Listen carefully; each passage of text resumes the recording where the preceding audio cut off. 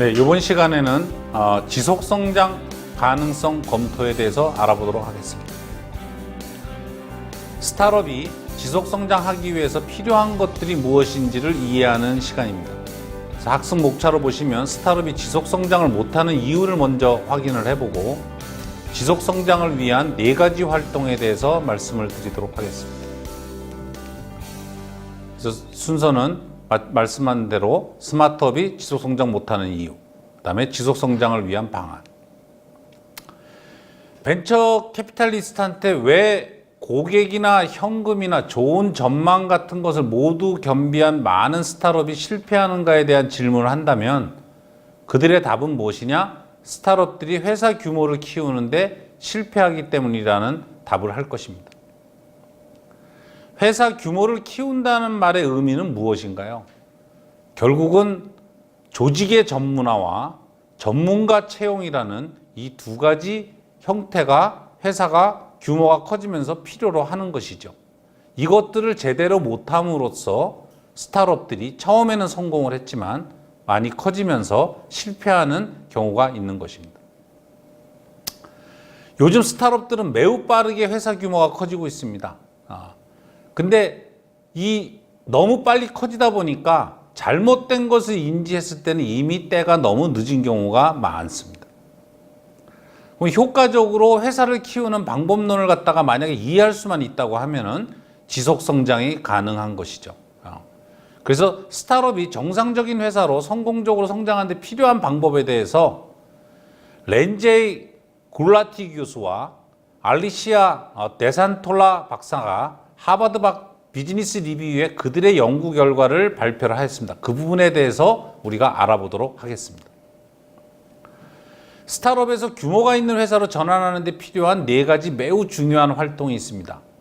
그것은 뭐냐? 첫 번째, 기업을 한 차원 높은 수준으로 끌어올릴 수 있는 기능적 전문가가 필요한 것이죠. 스타트업이 맨 처음 시작할 때는 처음에 파운더들이 모든 것을 다 하는 것이죠. 근데 회사 규모가 작을 때는 다 할 수 있지만 회사가 커지면 CEO도 필요하고 CFO도 필요하고 CTO도 필요하고 CMO도 필요로 하는 것입니다.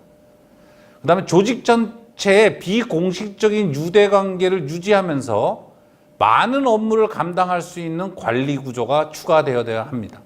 이 스타트업들은 처음에 시작할 때는 매우 프리하게 관계를 가져가면서 시작을 하죠.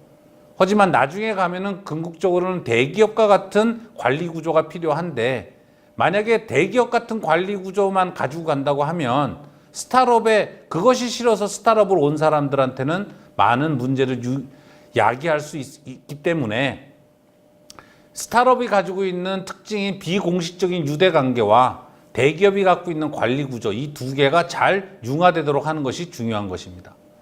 그다음 3번째로는 계획 수립 및 예측 기능을 할 수 있는 기능을 내부적으로 키워야 한다는 것이죠.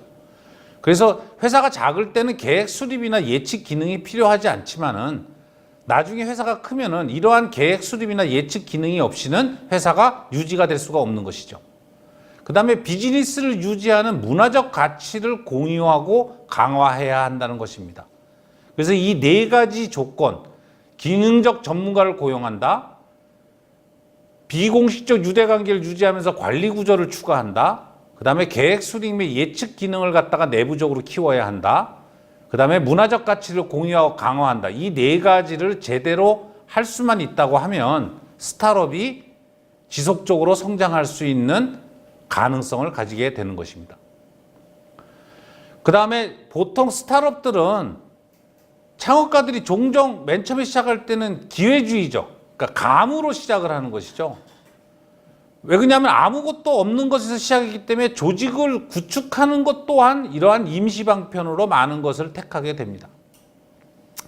그럼 창업자는 정식 구조와 프로세스, 대기업에서 하고 있는 것을 갖다가 하게 되면 기업가 정신에 대한 관료적인 위협으로 간주하는 경우가 많습니다. 대부분 스타트업을 하는 사람들이 대기업에 있는 관료주의 때문에 스타트업을 시작을 하는데 그런 것에 대한 위협을 많이 느끼는 것이죠. 그 다음에 스타트업이 갖고 있는 스피드, 컨트롤, 팀, 친밀감 이러한 것들을 갖다가 잃어버릴까가 많은 걱정을 합니다. 그렇지만은 질서와 규율이 회사가 커지면서 질서와 규율이 없을 때는 굉장히 비싼 비용을 지불해야 됩니다. 무슨 말이냐면 회사가 망할 수도 있다는 것이죠. 그래서 성장을 하기 시작할 때 창업의 정체성을 부인하고 대기업의 방법을 받아들여야 한다는 것은 아닙니다. 절대적으로.